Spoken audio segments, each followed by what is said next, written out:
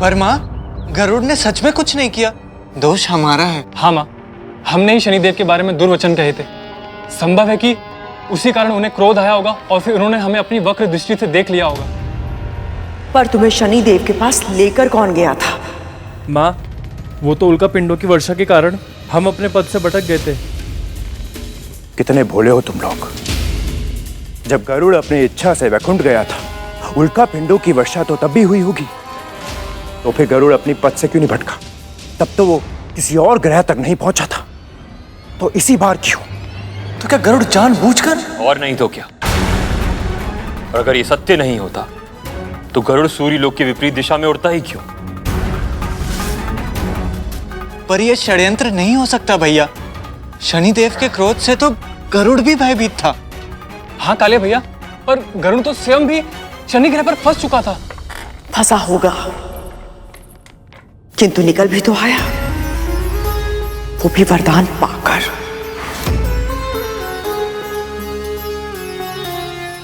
स्वयं से पूछो मेरे पुत्रों, स्वयं से पूछो, ये कैसा संयोग है कि विंता और उसके पुत्र को सदैव वरदान मिलते हैं, किंतु हमें कुछ भी नहीं। सत्य तो यह है कि दोनों मां और पुत्र कुछ अधिक ही चतुर है।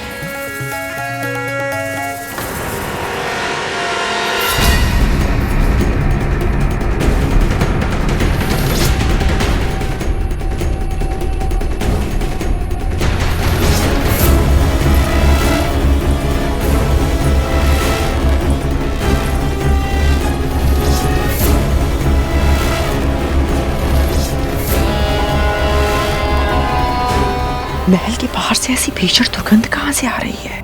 बाहर से नहीं मां, ये दुर्गंध भीतर से आ रही है।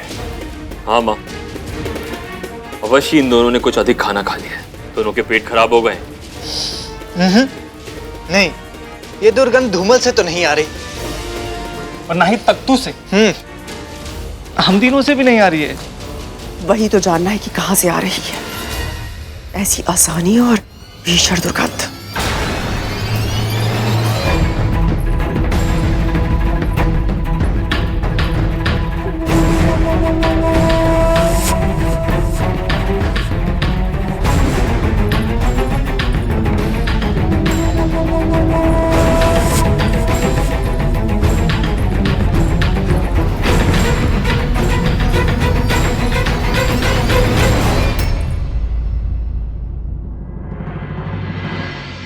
विंता, क्या किया तूने? कहीं दीदी को पता तो नहीं चल गया कि मैं उन वृद्ध बाबा को यहाँ ले आई हूँ? पूरे महल से दुर्गंध आ रही है और ये दुर्गंध तुझसे आ रही है। लगता है मेरे वस्त्रों में उनके घावों से बहता हुआ पीप लग गया होगा, जिस कारण ये दुर्गंध आ रही है। जा यहां से, पहले स्वयं को साक्ष कर, फिर पूरे महल को। जी जी महारानी।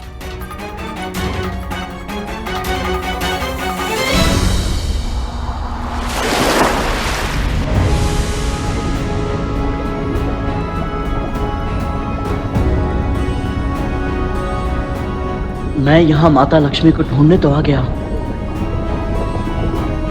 किंतु यहाँ तो माँ का कोई चिन्ह नहीं है और गहराई में उतरना होगा।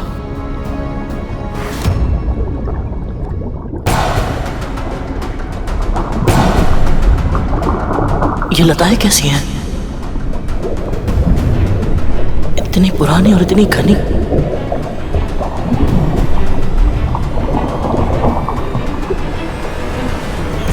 विचित्र भूल भुलैया है ये, समाप्त होने का नाम ही नहीं ले रही। ऐसे ही समय व्यर्थ होता रहा तो मां के दर्शन कब करूंगा मैं? लगता है मुझे ही अपनी गति बढ़ानी होगी।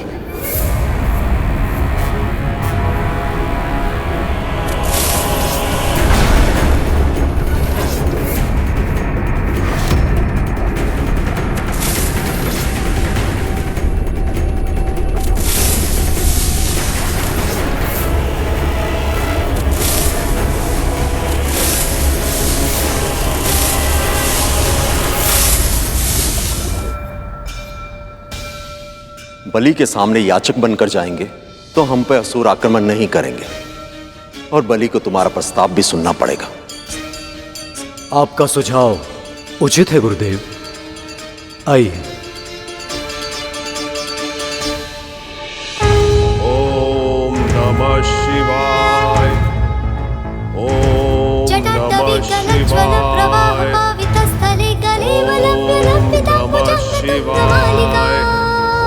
ओम नमः शिवाय।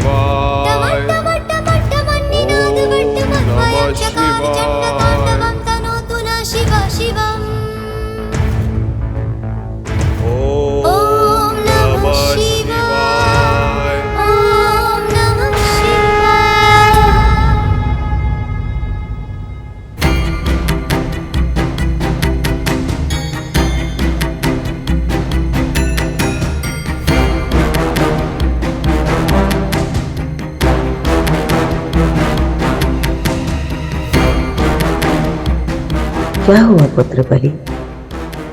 तुम इस नए रूप में चिंतित होकर बिल्कुल अच्छे नहीं लग रहे। तुम क्या सोच रहे हो? आपकी सूचना सही थी मां। ये देवता अवश्य ही कुछ ना कुछ षड्यंत्र रच रहे हैं। मुझे आभास हो रहा है कि वो यही है, कहीं निकट ही।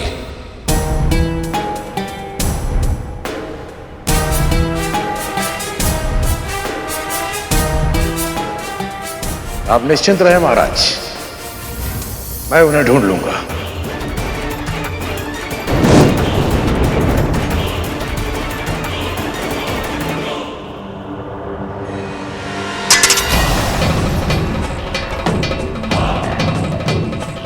हम बड़ी दूर से आए, महाराज के दर्शन के अभिलाषी हैं।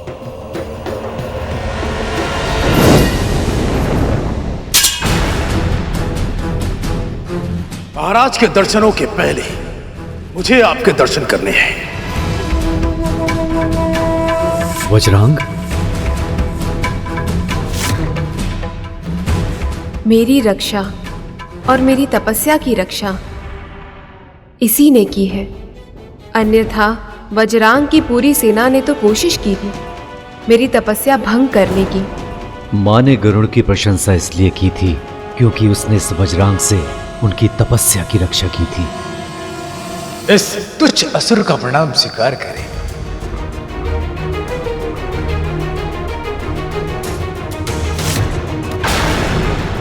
वज्रांग! इंद्र, आप तो क्रोधित हो गए।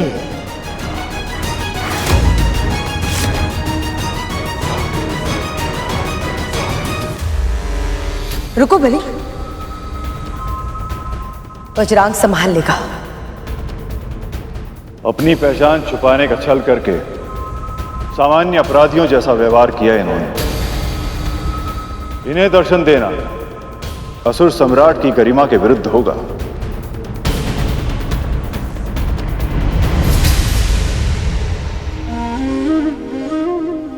प्रभु, देवता याचक बनकर इसीलिए गए थे ताकि बलि उन्हें विनम्र समझे और भेंट करने के लिए तैयार हो जाए, किंतु अब तो ये सारे असुर देवताओं को बहरूपिया समझने लगे।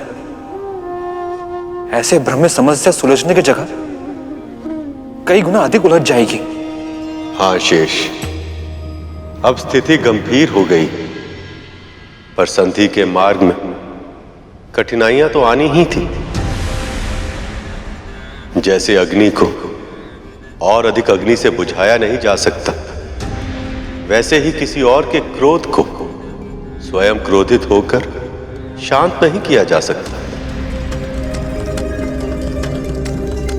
बस अब देवताओं को अपना संयम बनाए रखना, अन्यथा यह संधि वार्ता प्रारंभ होने से पहले ही समाप्त हो जाएगी। क्या हुआ देवराज? छिपने के सारे स्थान समाप्त हो गए, जो आपको यहाँ भिक्षुक बनकर आना पड़ा।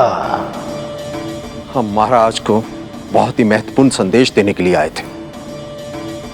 क्षमा करें देवगुरु, आपके साथी मित्र उस पक्षी गरुड़ ने भी हमें एक संदेश दिया था जिसे हम आज तक नहीं भूले।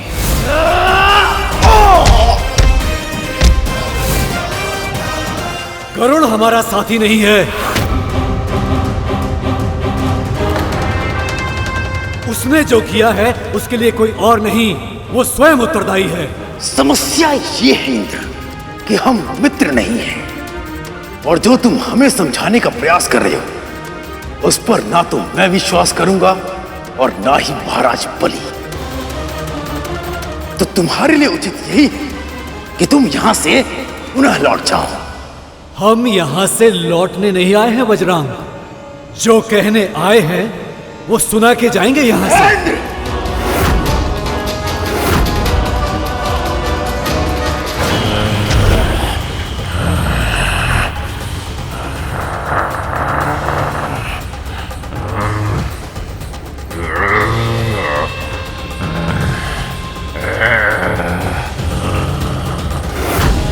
स्वर्ग में प्रवेश करने के पहले तुम्हें मुझे और मेरी सेना को पराजित करना होगा।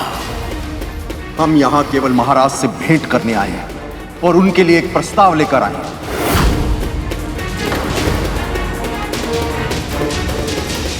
हमें आपके किसी भी प्रस्ताव की कोई आवश्यकता नहीं है।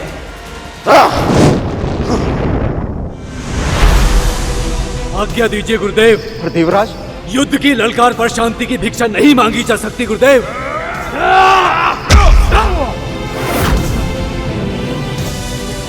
उधर गरुड़ सृष्टि के कल्याण के लिए अकेला मां लक्ष्मी को आपका संदेश देने गया, और यहाँ ये देवता यही भूल गए कि वो संधि करने गए हैं।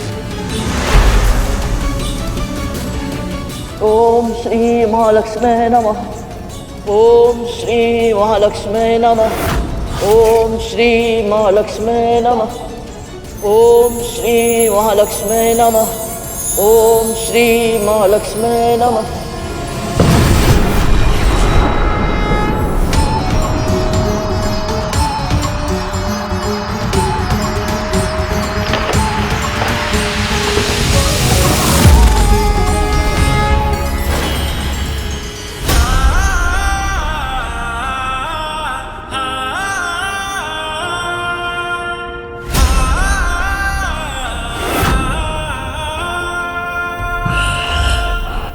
यदि अपना जीवन चाहता है तो मुझे जाने दे राक्षस, मेरा मार्ग रोकने का प्रयास मत कर।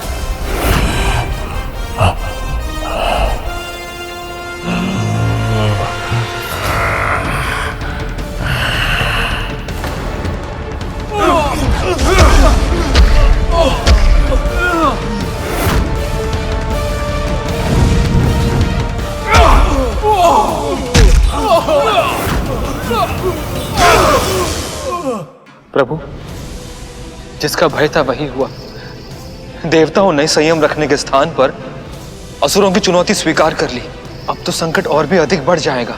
जिस प्रकार ये युद्ध कर रहे हैं, ऐसा प्रतीत होता है जैसे कोई ना कोई अनहोनी होकर रहेगी।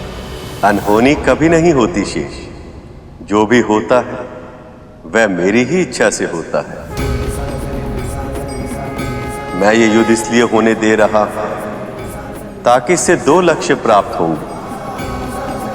एक तो देवताओं को यह पता चल जाए कि जब तक वे अमृत प्राप्त नहीं कर लेते उनके लिए असुरों से जीतना संभव नहीं है। इसलिए समुद्र मंथन के लिए जो कुछ भी करना आवश्यक होगा वो अवश्य करेंगे। और दूसरा लक्ष्य प्रभु? बलि को यह आभास होगा कि देवता भले ही शारीरिक रूप से दुर्बल हो किंतु उनका मनोबल तनिक भी कम नहीं हुआ। इससे उसके अंदर यह भय उपजेगा कि यदि किसी भी उपाय से अमृत असुरों को नहीं देवताओं को मिल जाए तो स्वर्ग का राज जो उसे इतनी कठिनाई से मिला वह उससे छिन भी सकता। और ये भय ही उन्हें संधि करने के लिए प्रेरित करेगा। वाह प्रभु, क्या उत्तम योजना बनाई है आपने।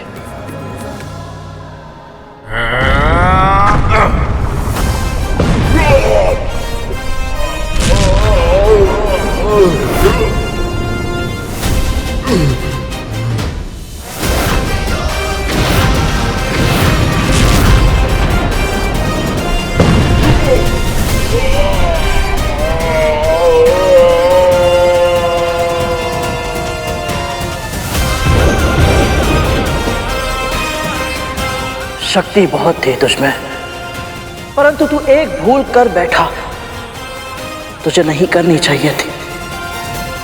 भक्त को भगवान से, पुत्र को मां से मिलने से नहीं रोकना चाहिए था तुझे।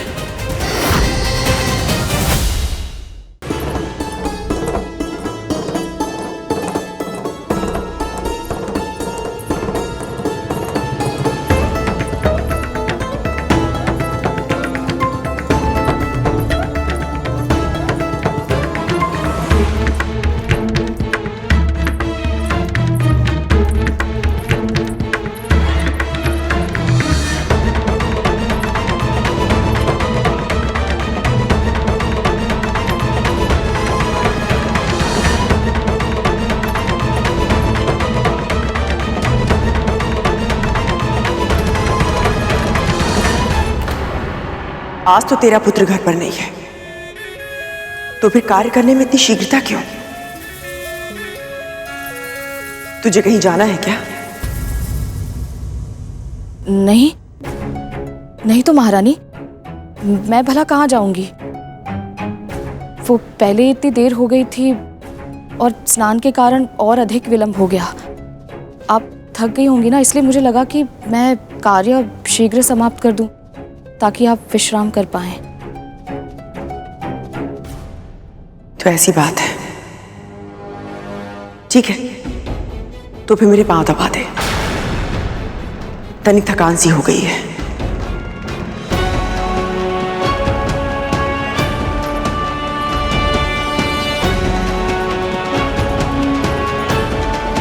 मैं बाबा को कुटिया के पास छुपाकर तो आई हूं, किंतु पता नहीं जब उन्हें पता चलेगा तो उनकी क्या प्रतिक्रिया होगी।